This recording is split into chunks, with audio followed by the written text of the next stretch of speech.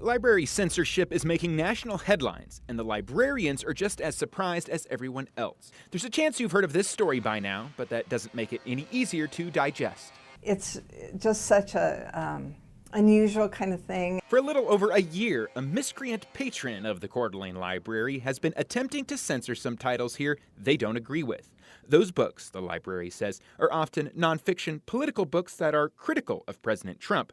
Fire and Fury is a good example.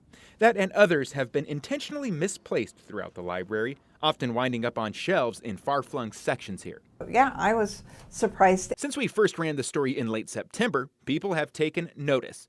Word of the book hider's actions have been picked up and shared by at least one national news site.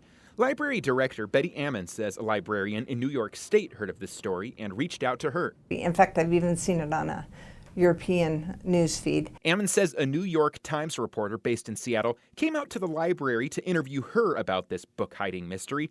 Word of what's happening prompted some gifts too. A local patron donated a few books when they heard. A couple from New Mexico also mailed the library 5 books on LGBTQ topics. That couple saying, Thought you could use some other books on alternative issues. The story also made its way to the author of one of the hidden books.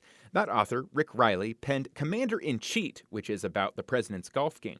Riley's publisher reached out, saying he wanted to come speak at the Coeur d'Alene Library and discuss his book. He's planning to hide 10 autographed copies of his books throughout the library.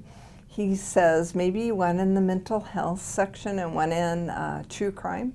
And the library's publicity may have impacted visitor numbers too. The library says that in the month after we first reported the story, 28% more people came to the library compared to the year before. It just caught people's interest because most people are familiar with their own library. And they're trying to imagine, what would it be like if a book I was looking for was hidden? Has all this deterred the disgruntled book hider? Well, apparently not. Ammon says just this week, staff found a book about the Second Amendment missing. When we have time, we'll keep searching. In Coeur d'Alene, Taylor Vito, KRIM 2 News.